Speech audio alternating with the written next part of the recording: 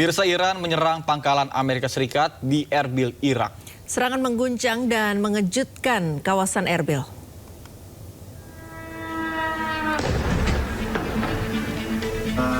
Ledakan mengguncang akibat serangan drone Iran menyasar pangkalan militer Amerika Harir di Erbil. Sejumlah pesawat jet Amerika berusaha mencegah serangan drone Iran. Namun sejumlah serangan drone Iran gagal dicegat. Akibatnya sejumlah drone berhasil mengenai pangkalan militer Harir.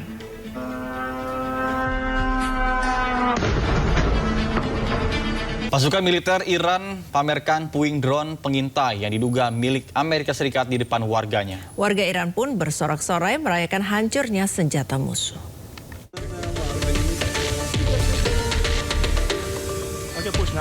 Sistem pertahanan udara Iran berhasil mencegat serangan drone musuh dekat Selat Hormuz. Media pemerintah Iran melaporkan bahwa suara aktivitas pertahanan udara dan ledakan terdengar pada Rabu pagi yang dikaitkan dengan pencegatan pesawat nirawak dan pesawat pengintai kecil. Drone yang jatuh di perairan ditemukan oleh warga keesokan harinya. Iran pun merilis rekaman drone yang rusak dikeluarkan dari sebuah kapal dan dimuat ke atas kendaraan. Unit pertahanan udara Iran mengatakan bahwa mereka telah mencegat dan menembak jatuh sebuah drone pengintai musuh yang beroperasi di atas Selat Hormuz. Ribuan warga Iran bersorak-sorai ketika puing drone pengintai dipamerkan di kota Hormuz. Pasukan Iran menyebut puing ini adalah drone pengintai musuh yang mirip dengan MQ-9 Reaper Amerika Serikat.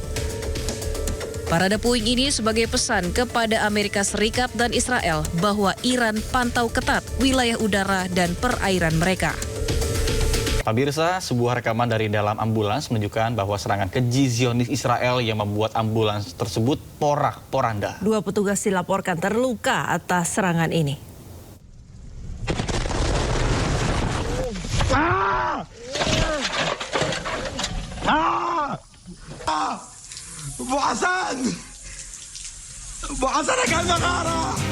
Serangan keji Zionis Israel yang mengenai ambulans dari Otoritas Kesehatan Islam terekam kamera. Ambulans yang sedang melaju di Nabatiyah ini tiba-tiba saja porak-poranda akibat serangan. 2 petugas dilaporkan terluka akibat serangan ini. Mereka sempat meminta tolong dengan berjalan terseok-seok di antara puing dan kepulan asap. Tentara Zionis Israel belum memberikan pernyataan apapun mengenai serangan yang melanggar hukum perang ini. Ya, sementara pejuang Hizbullah merilis video sebagai bahan olok-olok untuk tentara Zionis Israel yang kini tengah melakukan invasi darat ke Lebanon Selatan.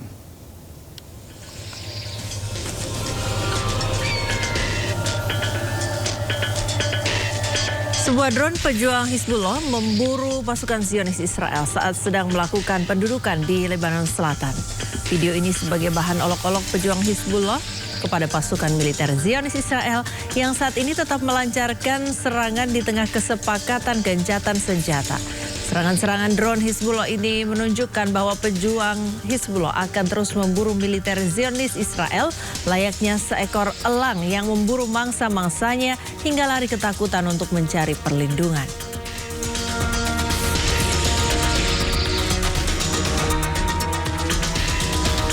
Pemirsa, pemukim ilegal dan tentara Zionis Israel semakin brutal terhadap warga Palestina. Mereka tidak segan menyerang warga Palestina dengan senjata.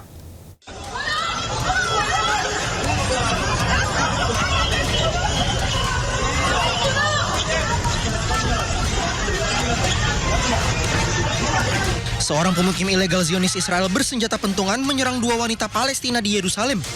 Serangan berlangsung di samping polisi Israel yang berdiri dan siap untuk campur tangan serta melindungi pemukim ilegal Zionis jika diperlukan.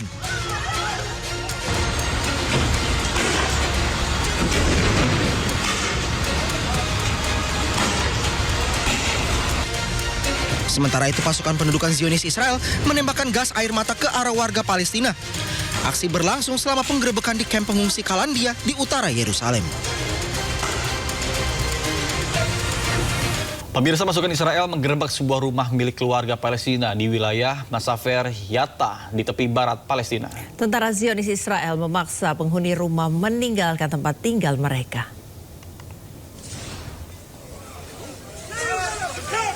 Rekaman menunjukkan pasukan Israel memasuki sebuah rumah warga Palestina di kawasan Masafer Yatta di bagian selatan tepi barat Palestina.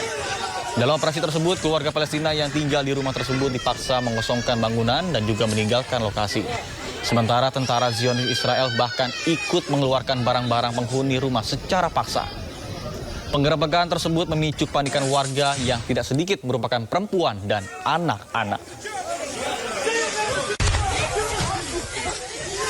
Pemirsa, Presiden Amerika Serikat Donald Trump mengatakan Iran setuju tidak memiliki senjata nuklir. Namun hal tersebut dibantah pihak Iran. Anggota Dewan Kebijakan Iran Mohsen Rezai mengatakan Iran tidak akan bernegosiasi tentang nuklir. Allahu Akbar!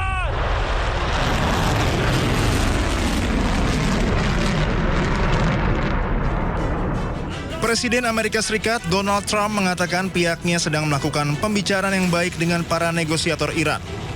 Trump mengeklaim Iran telah setuju tidak memiliki senjata nuklir. Ia juga mengatakan Amerika Serikat telah memenangkan perang karena pemimpin Iran telah terbunuh. Trump mengancam akan terjadi peperangan lagi jika Iran menolak proposal Amerika Serikat. Look, and this is very simple. Iran cannot have a nuclear weapon because as tough as they are, we want to keep them alive. We want to keep all of you alive. Iran cannot have a nuclear weapon, and they won't. And they've agreed to that, among other things. Sementara anggota Dewan Kebijakan Iran, Mohsen Rezai, mengatakan Iran tidak akan bernegosiasi tentang nuklir. Mantan Komandan Korps Garda Revolusi Iran tersebut juga menegaskan Selat Hormuz tetap berada di bawah kendali Iran dan pasukan asing harus meninggalkan wilayah tersebut. Dalam proses negosiasi Amerika Serikat dan Iran masih ada perbedaan pendapat yang belum terselesaikan. Iran menentang tuntutan penghentian total pengayaan uranium dan mengaitkan setiap penyelesaian yang lebih luas dengan pembukaan kembali Selat Hormuz dan pelonggaran sanksi. Para negosiator dilaporkan sedang membahas dokumen kerangka kerja singkat berupa memorandum 1 halaman berisi 14 poin. Dokumen tersebut berfungsi sebagai dasar gencatan senjata, pencabutan sanksi, dan negosiasi di masa mendatang termasuk mengenai aktivitas nuklir Iran dan isu-isu keamanan regional. Pemirsa, meskipun operasi militer Epic Fury resmi berakhir, namun Presiden Amerika Serikat Donald Trump masih terus mengancam Iran. Alih-alih takut, Iran justru menyindir dan mengejek ancaman tersebut.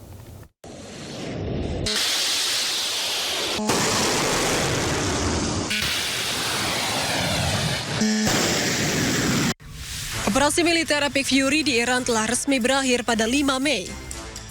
Menteri Luar Negeri Amerika Serikat Marco Rubio mengklaim bahwa operasi tersebut telah berhasil mencapai tujuan utamanya, yakni menghancurkan kemampuan nuklir dan infrastruktur strategis Iran.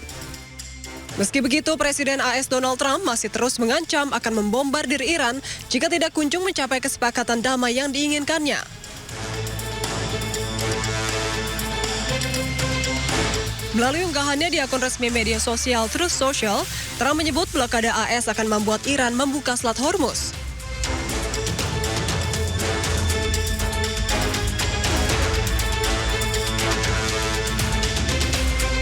Jika Iran tidak setuju, maka AS akan meluncurkan serangan besar terhadap Iran.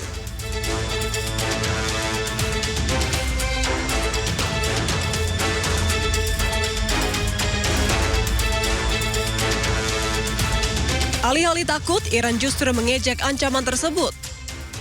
Melalui akun resmi media sosial X, Ketua Parlemen Iran Muhammad Ghalibaf menyindir bahwa operasi Epic Fury berakhir karena gagal total. Ia bahkan mengejek dengan menyebut operasi tersebut sebagai operasi Trasmibro. Ghalibaf juga menyindir Amerika Serikat kini kembali melaksanakan rutinitas operasi palsu. Sebelumnya, Ghalibaf juga mengejek Amerika Serikat. Ia mengolok-olok tindakan blokade AS di Selat Hormuz dengan menyebut tekanan dari Amerika Serikat tidak berpengaruh terhadap produksi minyak Iran. Padahal Trump sebelumnya pernah memuji Ghalibaf dan memproyeksikan menjadi pemimpin masa depan Iran yang bisa dipercaya. Pastikan Iran tidak akan pernah memiliki senjata nuklir yang diluncurkan sejak 28 Februari lalu. Pemirsa, Menteri Luar Negeri Amerika Serikat Marco Rubio bertemu dengan Paus Leo ke-14 di Vatikan. Meski demikian, Washington menegaskan pertemuan ini tidak ada hubungannya dengan ketegangan yang sempat terjadi antara kedua negara.